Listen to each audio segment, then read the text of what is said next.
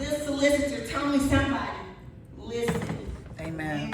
Because the devil was busy in his little head. But my case got drawn to voluntary manslaughter, and I stayed in juvenile court.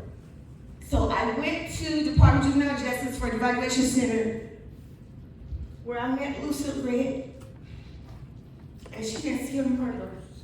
She saw a young girl who was smart, but who was hurt and confused. And she saw me through my time from the Evaluation Center, when I got transferred to Willow Lane campus to do my 4 years, not to exceed my 21st birthday. When they was trying to, at 18, everybody behind the fence at that time, the new law had came that if you had a violent crime, your name was on the list to be transferred to the adult correctional facility. Lucille Gregg, Priscilla P., Norma Mackey, they all put their jobs on the line to get me up out of there into an independent living program in West Columbia because I couldn't return home for my safety. She did that and others did that. Thank God. But God again. My name, Yakisha LaShawn Means, was on the list to be transferred to the adult corrections facility. What I did was horrendous, y'all. It was. And I don't know what I did to deserve God's grace and mercy and his favor.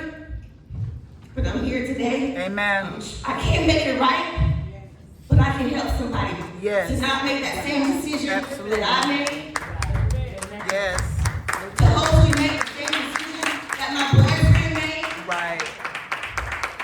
I'm for the victims, and I'm for the people who also is putting out the abuse as well. Because if I share my story, hopefully they will find it in them to take a pause for the cause. Yes. And just look at them and say, what am I doing? What am I doing? This ain't right. I need to stop. I don't need to kill my baby mama. I don't need to kill my own kids. This is crazy. Take a pause for the cause and reflect what your thoughts are before you make some actions that can't be undone.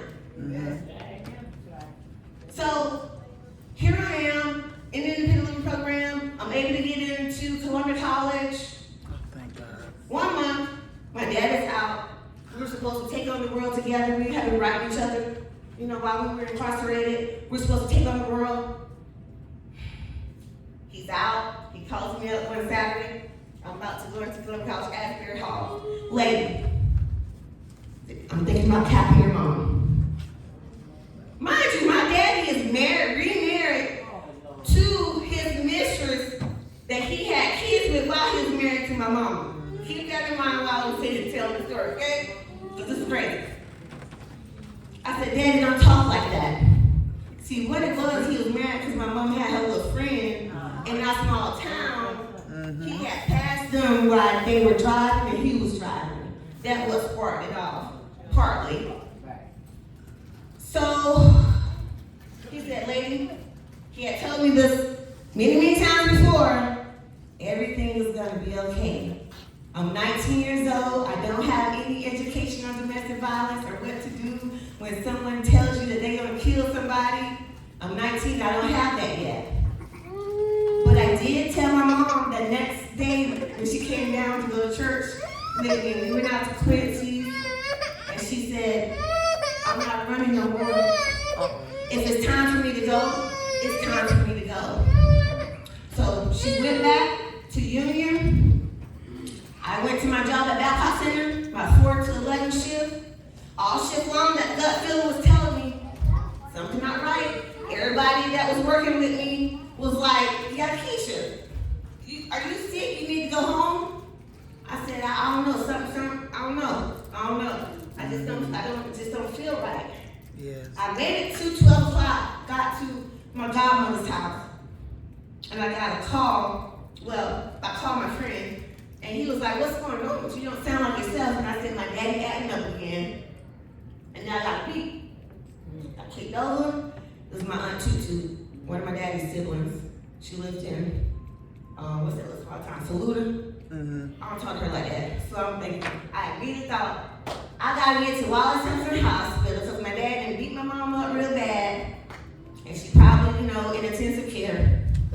said, Sean, you got a car? I said, yeah. She said, well, you need to get home. Your daddy killed your mom and killed himself. Oh, no. So, my sister and I had to bury our mom on Friday at 2 o'clock and our daddy Saturday at 2 o'clock. Because he thought, if I can't have you, nobody else can. Even though he married big kids, he still thought my mom belonged to him.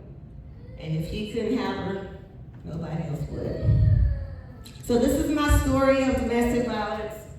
I went off to school and I had to break that cycle of anger, of control, because that's what domestic violence is made of. Anger and control. And although I'm about to turn 50 next year, I still have some of that in me.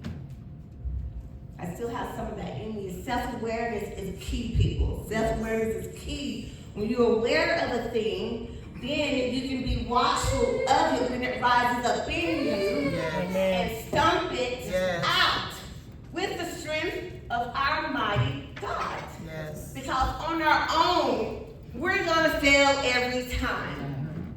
Because if it was up to me, I would probably still be in jail or dead. I would. I can't, listen, I cannot do this life thing without God. Amen. I can't. Yes. But I thank you all for listening to me. Break the silence. If you're having thoughts of killing yourself or anyone else, if you have been raped, molested, whatever, break the silence. I know it's much easier to say than it is to break it. I get it, but it must be done. Now, in today's time, there's so many resources out there for help. So many. Take advantage of it so that you and your kids can live another day. Yes. Amen. If you're an abuser, so that you can live another day. Yes. Okay? Because another day has what? New, fresh opportunities for God's grace In mercy. and mercy. Yes. Thank you.